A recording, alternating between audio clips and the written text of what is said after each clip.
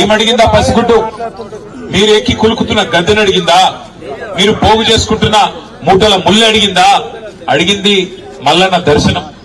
దర్శనానికి పోతా అంటే ఇవాళ కులం పేరుతో దూషించడమే కాకుండా గణేష్ మీద దాదాపు 20-25 మంది దాడి చేసి తన్నినంత చోట తన్నకుండా తన్ని చివరికి ఆ తమ్ముడిని ఇబ్బంది పెడితే, అన్నా ఈ పసిగుడ్డు ముఖం చూసన్నా ఇడిచిపెట్టానన్నా, మావాడు ఒక్కడున్నాడు, మీరు 20 మంది తంతున్నారని చెప్పి ఆ అమ్మాయి మౌనిక వచ్చి ఆ పసిగుడ్డునన్నా ముంగట పెడితే దయగలుగుతుందేమో, మానవత్వం అనేది ఉంటే మనిషిలో ఆ పసిపిల్ల ముఖం చూసన్నా ఊకుంటారేమో అని చెప్పి ఈ అమ్మాయి మౌనిక వచ్చి వాళ్ళని ప్రాధేయపడ్డది, బతిమలాడింది.